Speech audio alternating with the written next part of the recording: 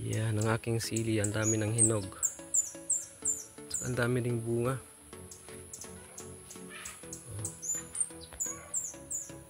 Ang daming bunga.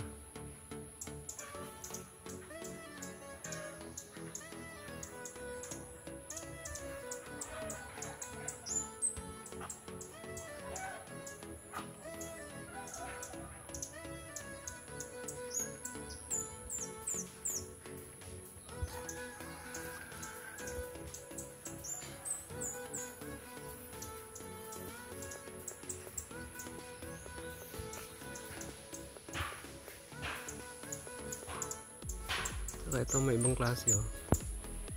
Nag-violet siya ng kaunti bago siya mahinog.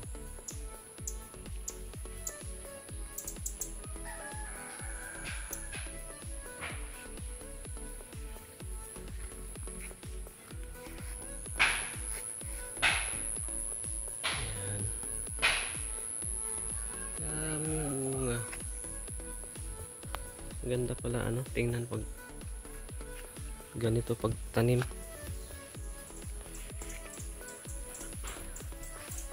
Yan, paano ko ba ito itinanim? Tingnan natin yung mga puno nila. So ayan, bali dikit-dikit po siya. Accidentally lang na ganito naging style ng pagtanim nito dahil ang pagkakaalam ko sa seeds dito ay prutas, dahil yun yung in-order ko. So dahil ganun yung paraan daw na pagtanim, ibudbud lang. Ganun yung ginawa ko dito. Yung lumabas resulta ng seeds ay sili pala. So ganito na ginangyari. Ayan oh. Hindi, hinayaan ko na lang sila na ganyan. Dikit-dikit.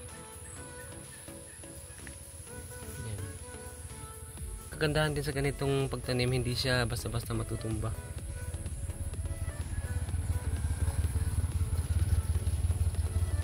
Kasi yung sanga niya nag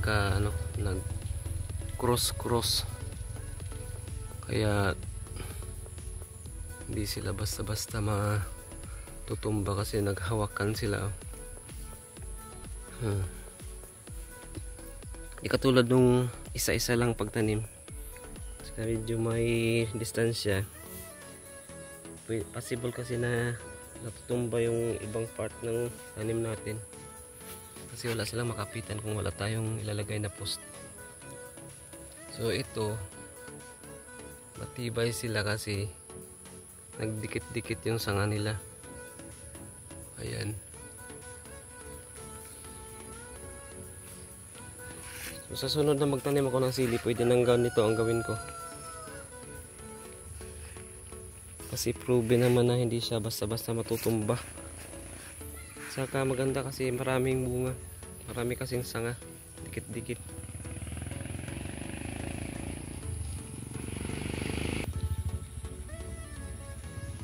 So yan.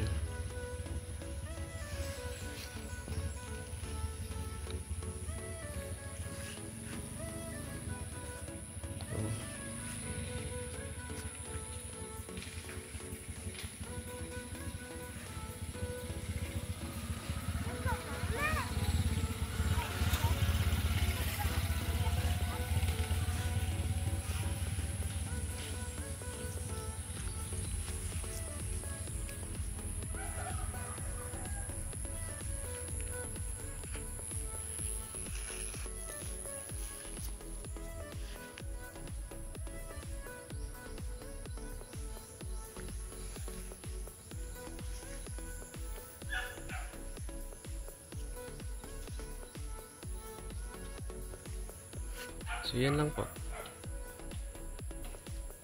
Thank you for watching. Bye bye. God bless.